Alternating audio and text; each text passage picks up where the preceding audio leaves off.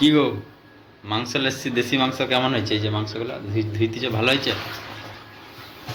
মাংস মানে আমাকে এখানে ঘরে চাকরানি রেখে দিয়ে আমি এখানে ধুচ্ছি, কাজ করছি, আর মাংস দোকানে যে সে মেয়েটার দিকে হাঁকা রাখিস না কেন? এটা তোমাকে স্বভাব না? কে তাকিয়েছিল? কি মাথা ব্যথা গেছে নাকি?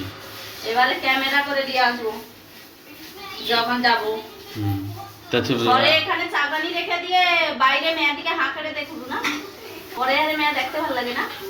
যেই মেয়ের দিকে বাজারে তাকাইছিল তাকে ডেকে নিয়ে এসে রাতে রান্না করতে। আরে না, আরে তাকায়নি, সত্যি কথা বলি। আরে কেন তাকাবো আমি?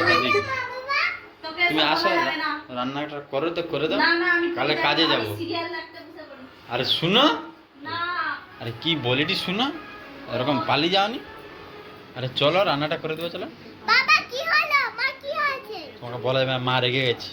আমি সিরিয়াল দেখি, হ্যাঁ। তারপর ভাববো যে রাতে করবো কিনা। যে মেয়ের দিকে হাঁকের তাকিয়েছিল তাকে ডেকে নিয়ে আসো না।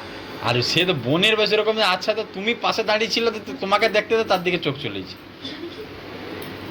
আচ্ছা ঠিক আছে বাবা, ভুল হয়েছে, চলো রান্নাটা করে দাও। আচ্ছা সিরিয়ালটা আমি জোরে সাউন্ড দেখছি, চলো সেখানে দাঁড়িয়ে দাঁড়িয়ে দেখবো, চলো।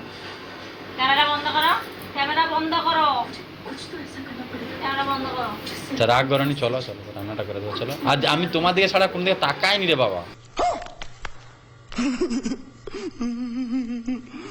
ঠিক আছে, ভালো করছো। আমি সিরিয়াল দেখি। মা রেগে গেছে কেন? চলো পাটা বলছে সারি। চলো না।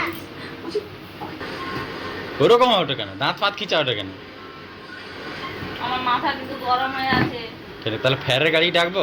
দুর্গাচক থানায় ফোন করবো যে ঘরে আগুন লেগেছে? সময় ডিস্টার্ব করেনি। ওটা হচ্ছে ছেলেদের ধরন।